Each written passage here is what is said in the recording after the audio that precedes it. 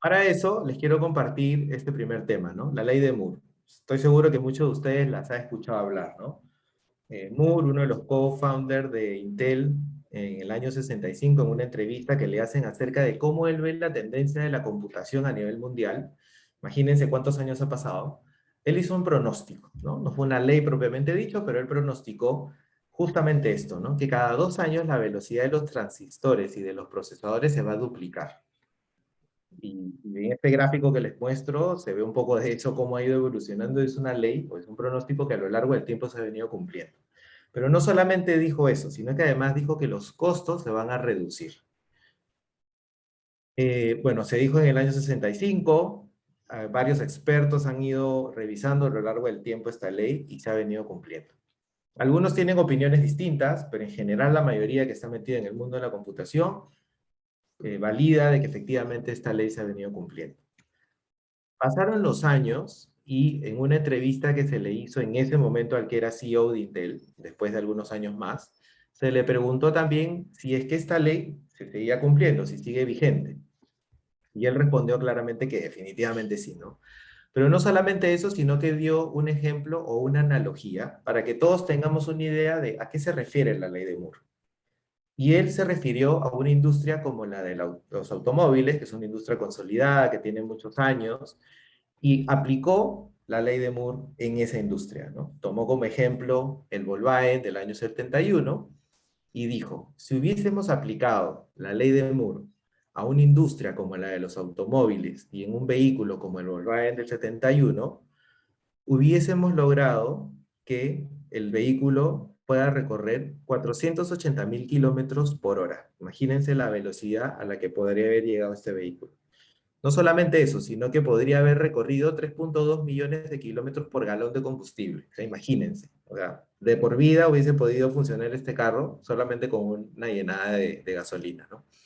Pero no solamente eso, sino que el costo de ese vehículo hubiese sido de 0.4 centavos de dólar. Eso es un poco para que se den una idea de cómo si aplicamos esta ley a otro tipo de industrias, nos da esa dimensión de qué estamos hablando, de hacia dónde va la tecnología, de cómo está evolucionando con el pasar de los años, hacia dónde estamos yendo con todo esto. De hecho, hoy estamos aquí reunidos entre diferentes lugares, de diferentes países, y estamos teniendo una sesión, más de 50 personas conectados en simultáneo, justamente gracias a esta ley o a este pronóstico que se hizo hace algunos años de cómo iba a evolucionar la computación, cómo iba a evolucionar la tecnología. Les quiero compartir este video que también refuerza un poco esto de la ley de Moore y en la computación, cómo la computadora de escritorio ha ido evolucionando a lo largo de los años.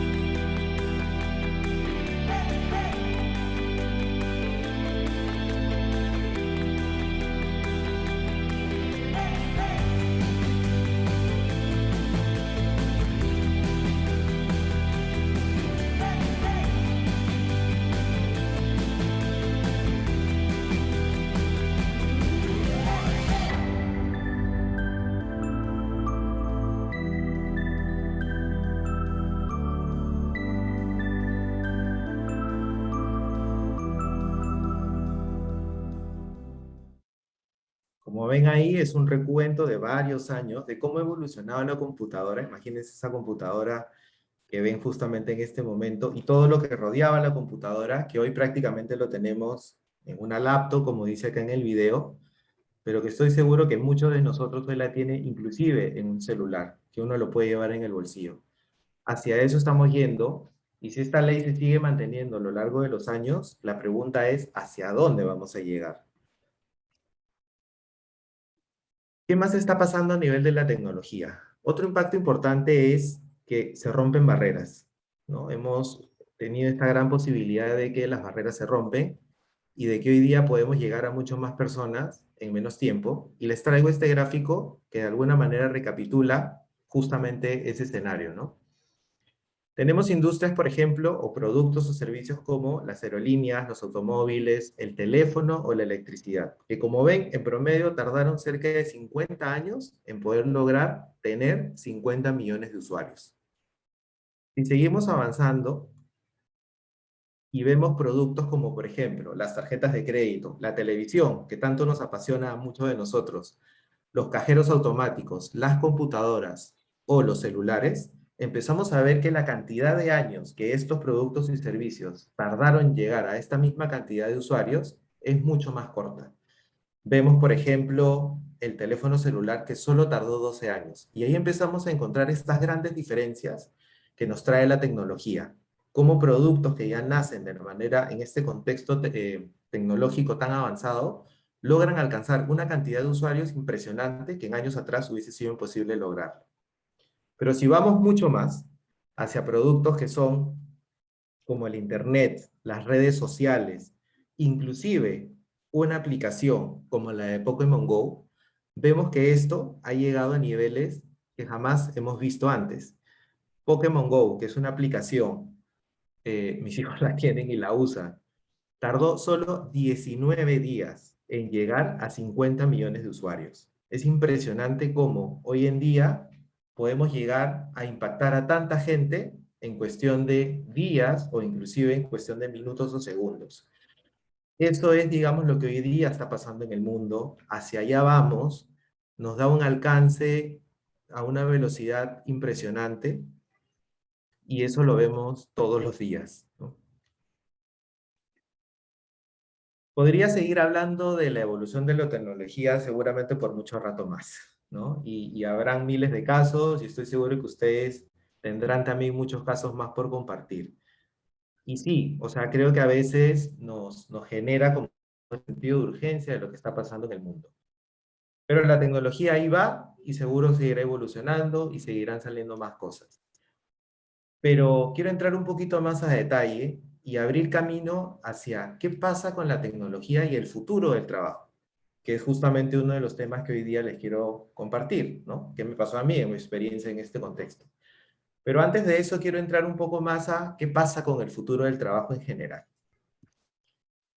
Y les quiero compartir esta cifra, que la recojo del libro Sálvense quien pueda, de Andrés Oppenheimer, un libro súper recomendado que habla justamente de toda esta evolución de la tecnología. Se enfoca mucho en la robótica, pero en general habla del avance de la tecnología.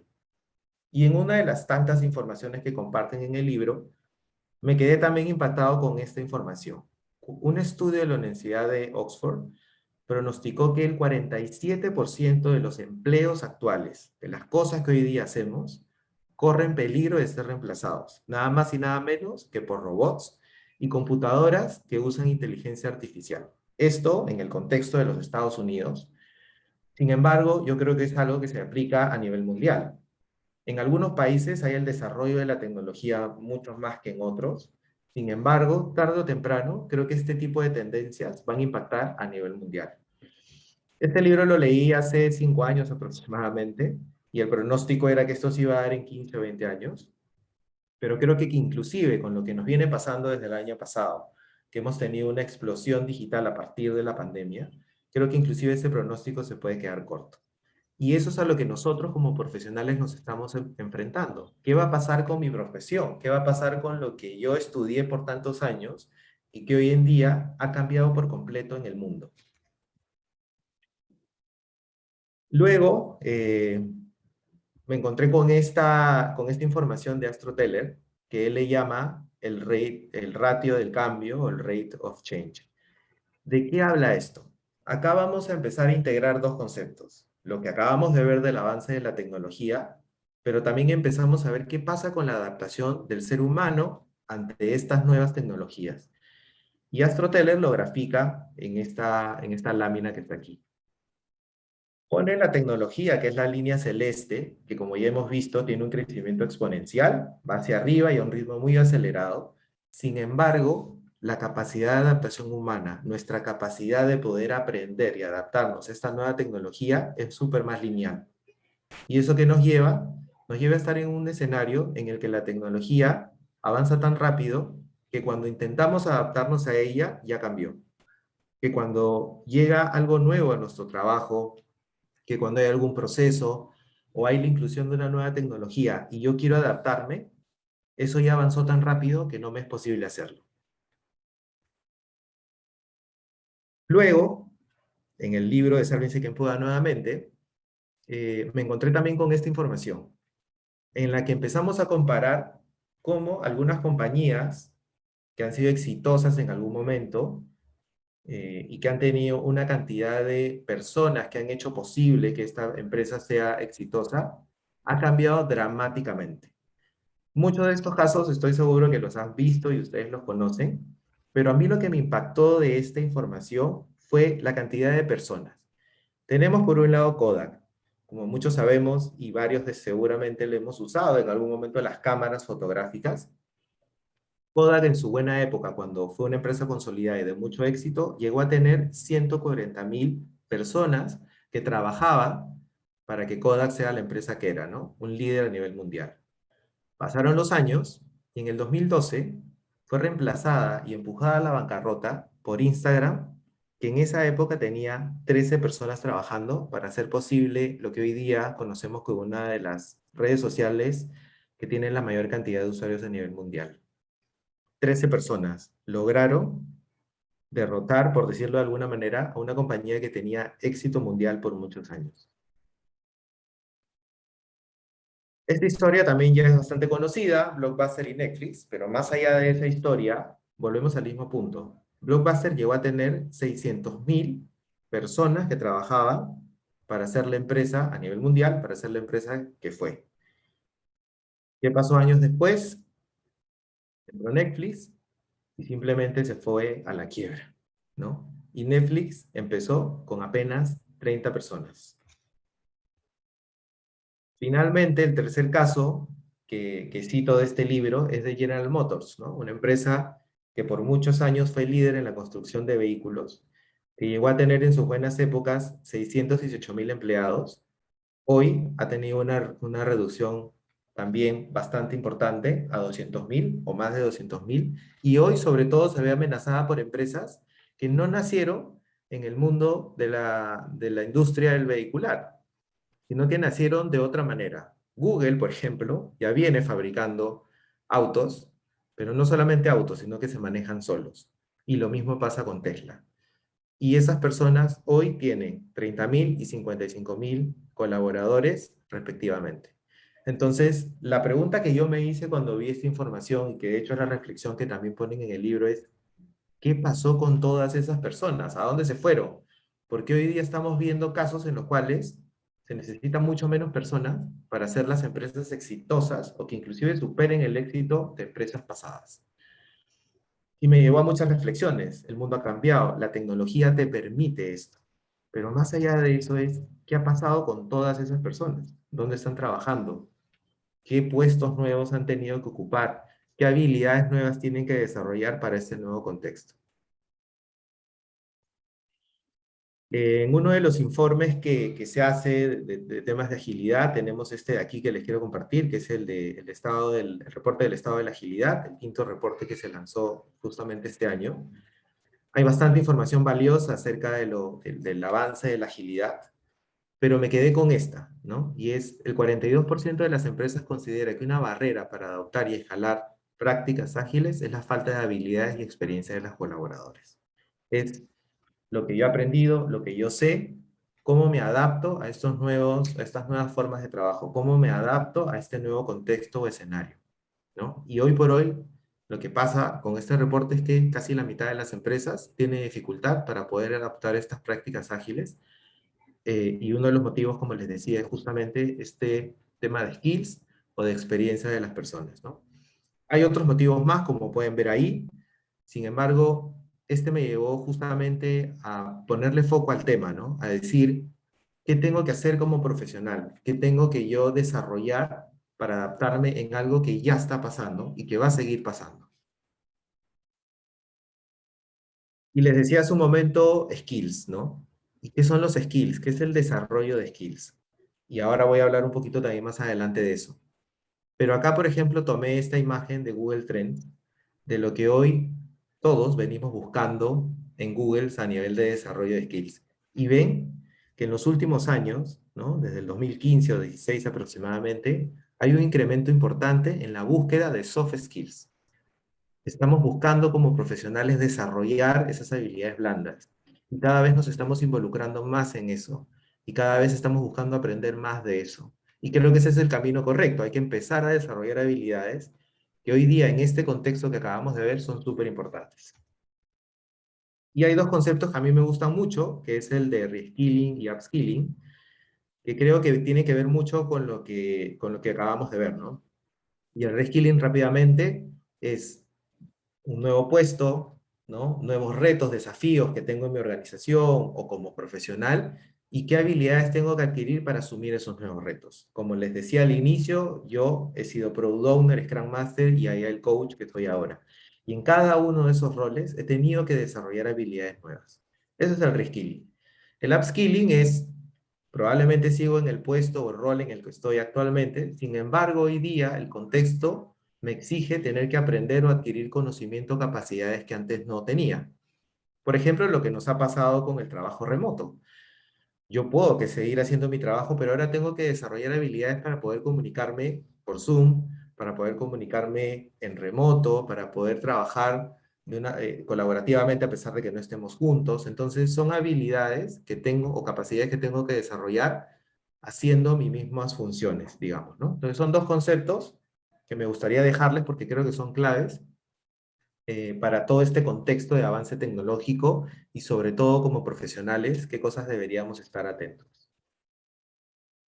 Ahora les pediría, por favor, que contesten esta pregunta en Menti. Pueden escanear el código si están viendo la charla en su computadora o pueden ingresar a menti.com e ingresar el código 1050-6939.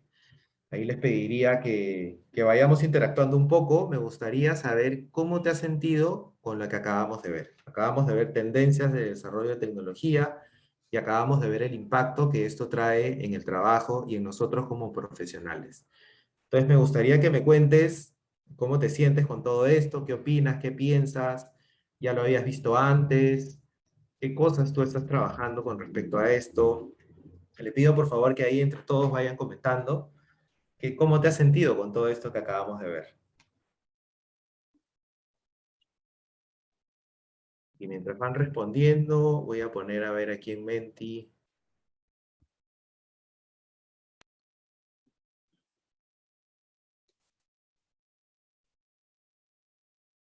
A ver qué respuestas tenemos.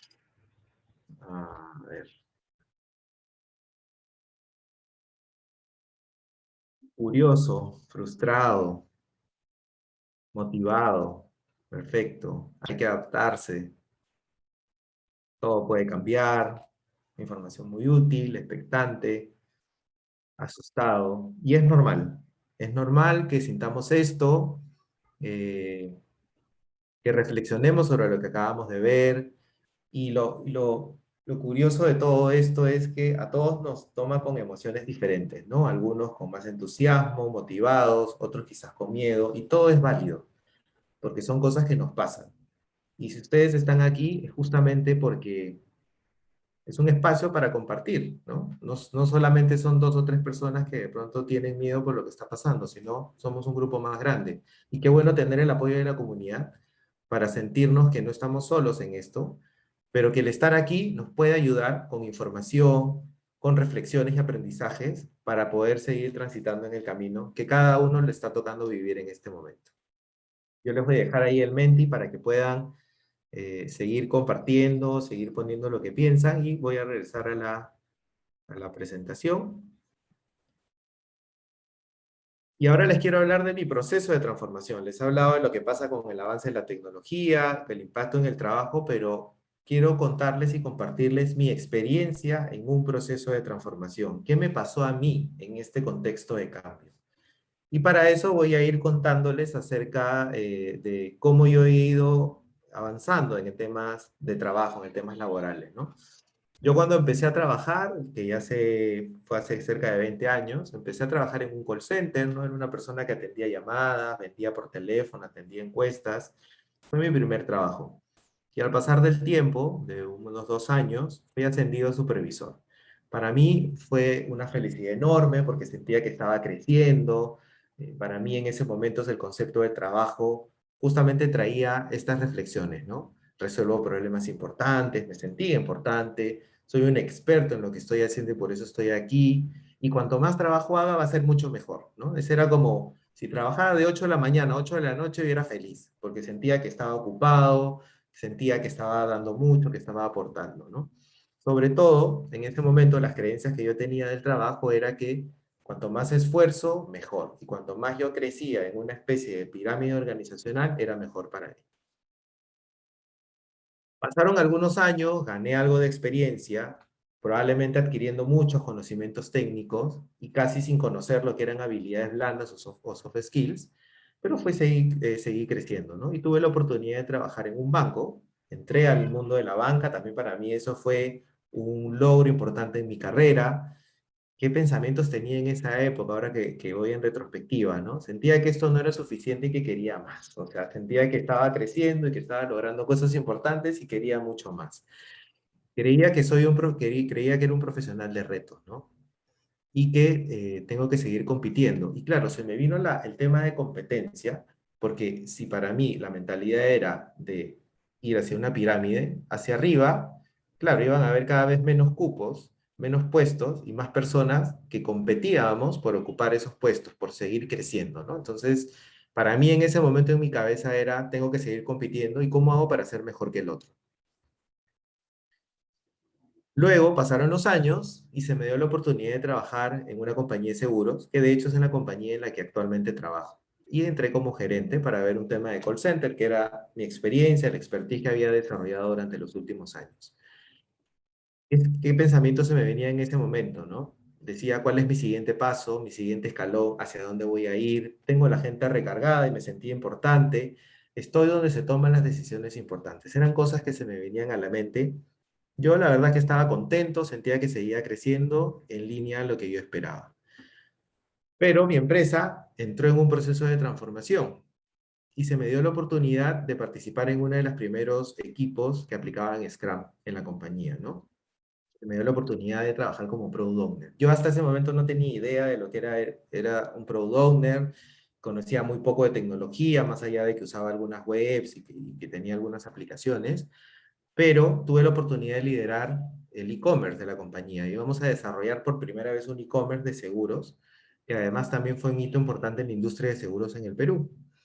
¿Cómo me sentía en ese momento? ¿Qué pensaba? Bueno, esto es cool, está de moda, eran nuevas oficinas, todo era mucho más relajado, ya usaba polos y jean, ya no usaba pues el traje típico de camisa y corbata, estaba en uno de los proyectos más importantes, estoy aprendiendo más que los demás. Yo sentía en ese momento que seguía creciendo, ¿no?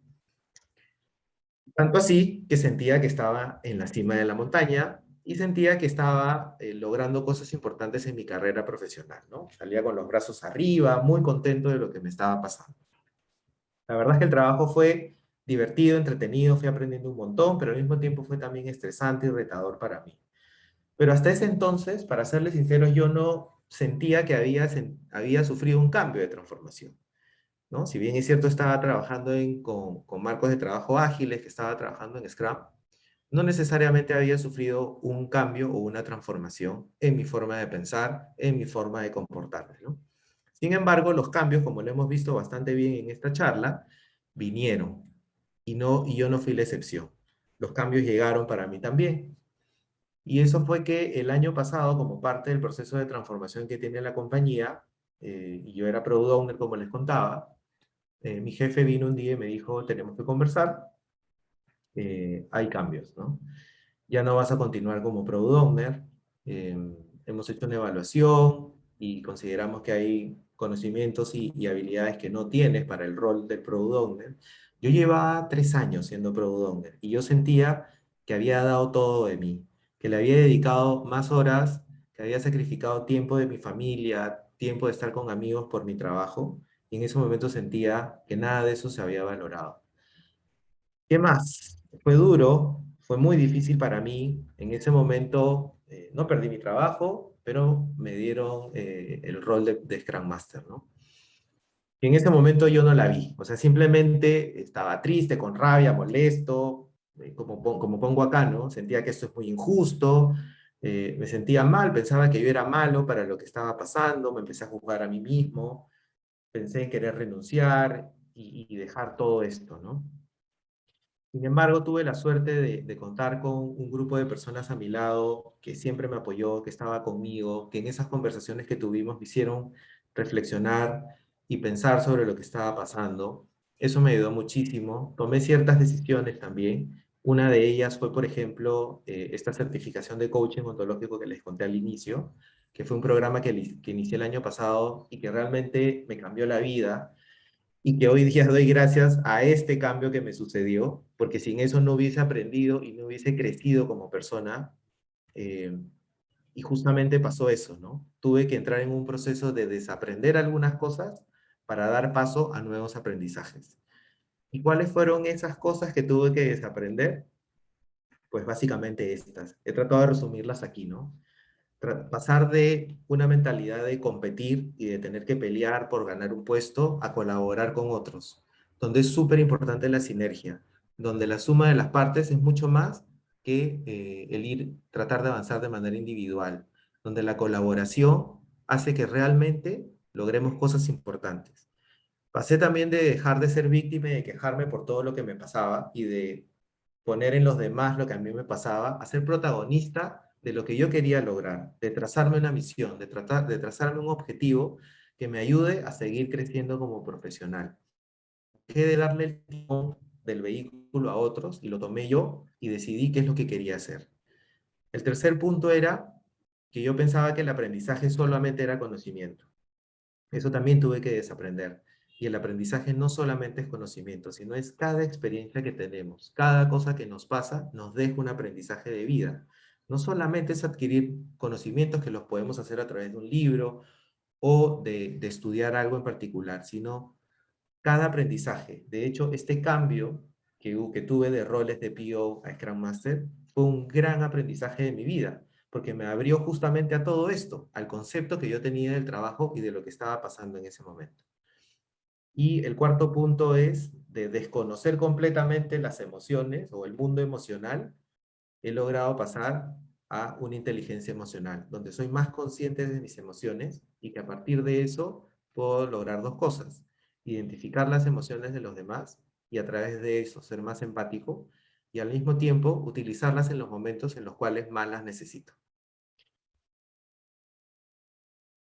Y eso hoy en día me ayudó a comenzar un viaje nuevo, a comenzar un viaje en el que no hay montañas, en el que no tengo que pelear por seguir escalando, en el que es un viaje en el que solamente quiero tomar la decisión de disfrutarlo. Y es donde hoy día me encuentro. Y además es un viaje que hoy en el rol en el que estoy como coach de equipos ágiles, me permite acompañarlos desde la humildad, desde la empatía con los demás, desde que todos están viviendo por cambios y que esos cambios muchas veces son dolorosos. Y eso me genera mucha empatía con los demás para poder acompañarlos en este proceso de cambio, ¿no? En estos contextos en los que estamos viviendo.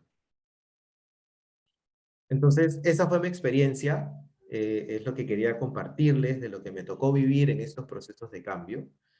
Y ya para ir cerrando, les quiero dejar algunos aprendizajes que estoy recogiendo también de este proceso y algunas recomendaciones que espero también les puedan servir a algunos de ustedes. Como aprendizaje quiero citar estos cuatro. El cambio comienza por uno mismo. Eh, Como les decía, ¿no? Yo pasé de ser víctima a protagonista. Y si tú asumes un rol de protagonista, puedes decidir lo que quieres hacer, ¿no? Y el cambio puedes comenzarlo en ti primero. Lo segundo es que estamos viviendo en un cambio o un mundo muy acelerado. Y lo acabamos de ver con algunas cifras, ¿no? Todos los días cambia y a una velocidad cada vez más acelerada. El tercer aprendizaje es estar atento a las creencias que tenemos. Como les he contado en mi relato de mi experiencia laboral, tenía muchas creencias acerca del trabajo, ¿no? Que tiene que ser competitivo, que tiene que ser estresante, que tiene que ser duro. Hay que estar atento a esas creencias que tenemos del trabajo o de lo que estamos haciendo, porque eso nos puede abrir una ventana de aprendizajes y nos puede iniciar un proceso de transformación. Y finalmente, el último aprendizaje, tener al mundo emocional como aliado. yo, antes de iniciar este proceso y de conocer el mundo emocional, para mí habían emociones como la tristeza y por ahí como la rabia, pero de ahí no salía. El haber vivido este proceso me ha abierto la posibilidad a conocer que existe un mundo emocional más grande y sobre todo cómo lo puedo utilizar a mi favor y en los momentos en los cuales me funciona. ¿Qué les recomiendo? Que elaboren su propósito de vida. Es algo que a mí me ayudó muchísimo y creo que te apalanca mucho para darte esa visión y ese norte hacia donde quieres llegar. Lo segundo, autoaprendizaje continuo. Nosotros somos protagonistas de nuestro cambio, de nuestra transformación, y el autoaprendizaje es uno de los caminos que más te puede ayudar. El tercero es participar activamente de las comunidades. Yo estoy feliz y contento de que estén aquí esta noche, porque justamente de eso va, el participar activamente en comunidades.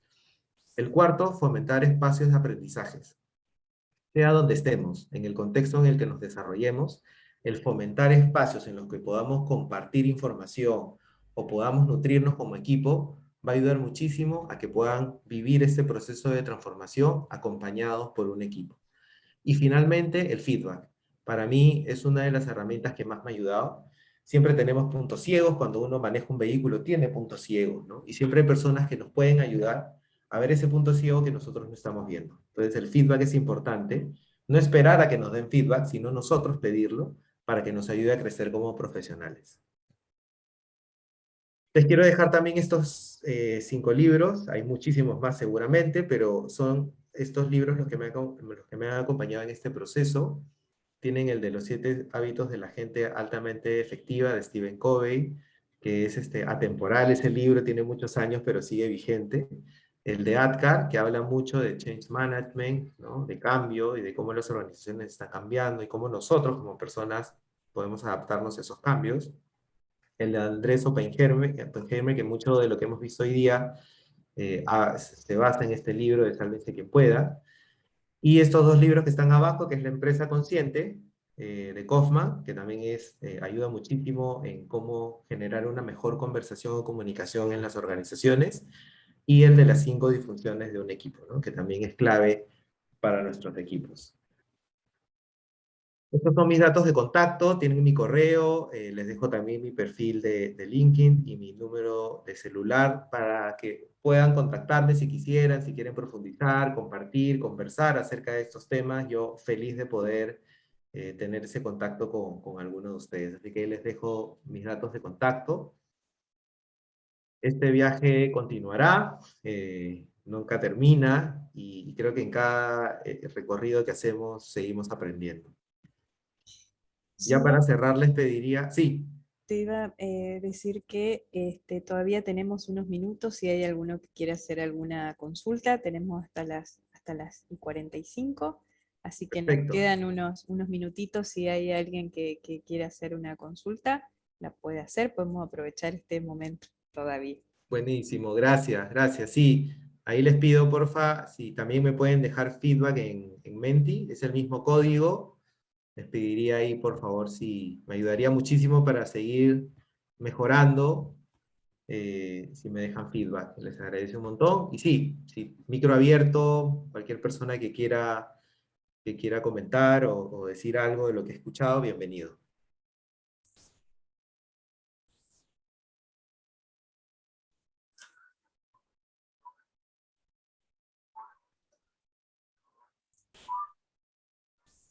Hola, ¿se me escucha?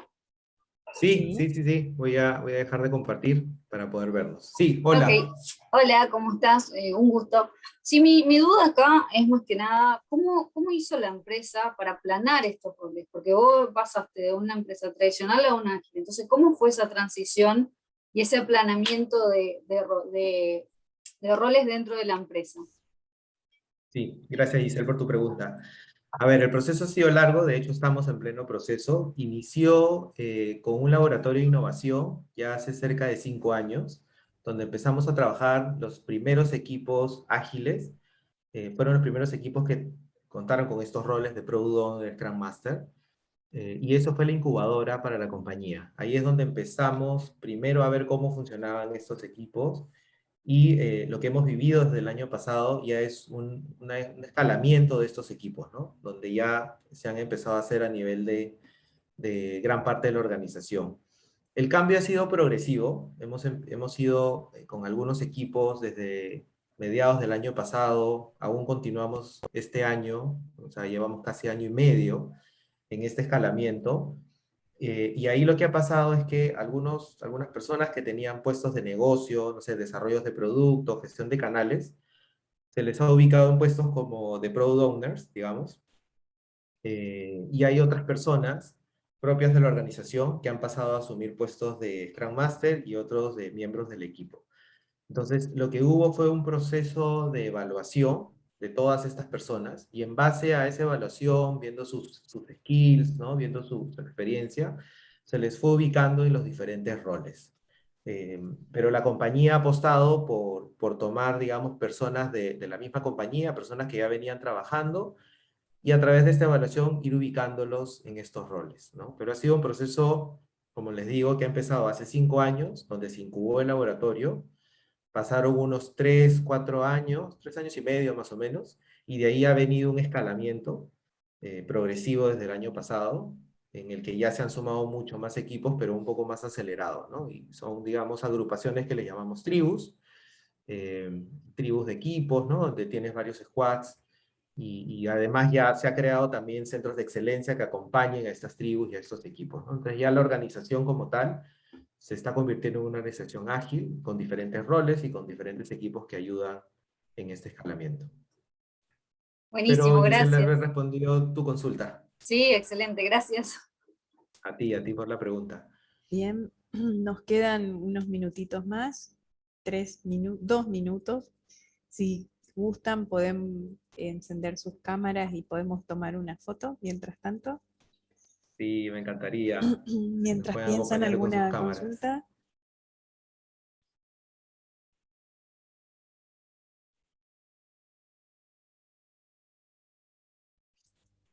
Gracias por permitir vernos un rato. Aprovecho para una consulta chiquita. Sí, claro, Marina, dime. Hola, ¿cómo estás? Buenas noches. Bien. Mi consulta era orientada a qué fue lo que te impulsó a poder llevar adelante estos momentos del cambio, ¿no? De transición cuando lo enfrenta la empresa. Me siento muy identificada con varias cosas que decís, licenciatura en marketing, empezar en call center, sentirme en la meta cuando pasé a ser supervisor, después ser Scrum Master, ahora en un nuevo puesto. Entonces quería saber eso, ¿qué te da el impulso como para poder afrontar todo ese cambio en una compañía? Como les decía, una de las cosas que a mí me apoyó, me ayudó bastante, fue el tener un propósito. El propósito creo que tiene un rol importante, por lo menos para mí, ¿no? Fue como esa guía, fue como mirar mi propósito y decir, oye, este propósito yo lo escribí en algún momento y decía que yo tengo que ayudar a los demás, que mi experiencia le va a servir a otro. Mi propósito no hablaba de si mañana voy a estar en el rol tal, ABC, o sea, yo lo miré varias veces y no decía nada de eso, ¿no? Decía más bien de cómo tú puedes contribuir con los demás. Entonces, desde ahí en verdad todo lo que me empezó a pasar, yo lo tomaba como insumo para justamente después compartir con los demás, inspirar a otros, porque estamos seguros, como les decía, que a todos vamos a vivir momentos de cambio, ¿no? Entonces, tomé como que toda esa experiencia para plasmarlo hoy en una presentación o en una conversación con alguien más. Entonces, para mí, por eso lo ponía como una recomendación, el propósito suele ayudar bastante para poder manejar estos momentos de cambio, ¿no? Lo otro, la red de contactos, ¿no? A mí me ayudó muchísimo contar con amigos, profesionales, eh, que con una mirada, con un punto de vista distinto, pueden ayudar también a atravesar estos momentos de cambio, ¿no? Entonces te diría esas dos cosas, ¿no? Como tu propósito de vida y una red de contactos que esté siempre ahí, ¿no? Siempre va a haber alguien para escucharnos y para acompañarnos. Muchas gracias, las considero. Gracias a ti. Bien, ahora sí. Bueno, hay una última consulta de Eduardo que pregunta si crees que existe algún riesgo en migrar hacia agilidad toda una empresa tradicional.